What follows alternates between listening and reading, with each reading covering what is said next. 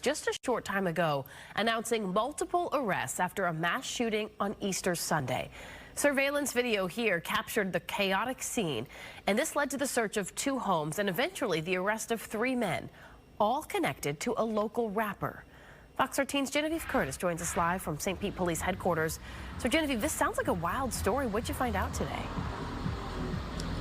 Yeah, Allie, the assistant chief said the detectives have been working nonstop since that mass shooting outside of a sports bar on Easter Sunday. Thankfully, all of the victims in this case survived, but they say the suspects were charged with being connected to a larger criminal enterprise. They say they are also connected to a famous rapper. Take a listen to the chief earlier today.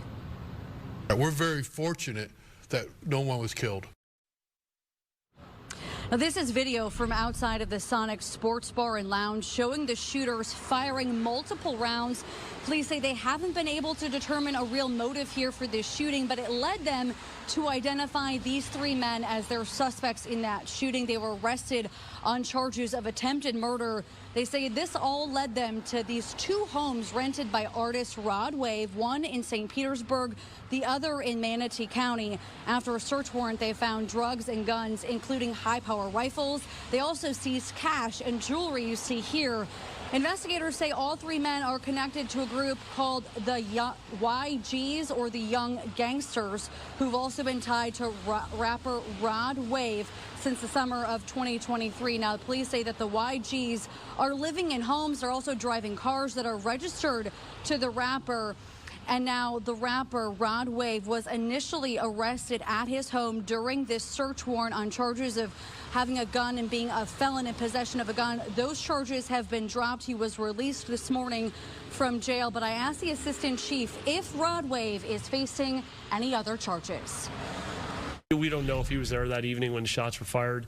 We don't know if he had anything to do with it at that point.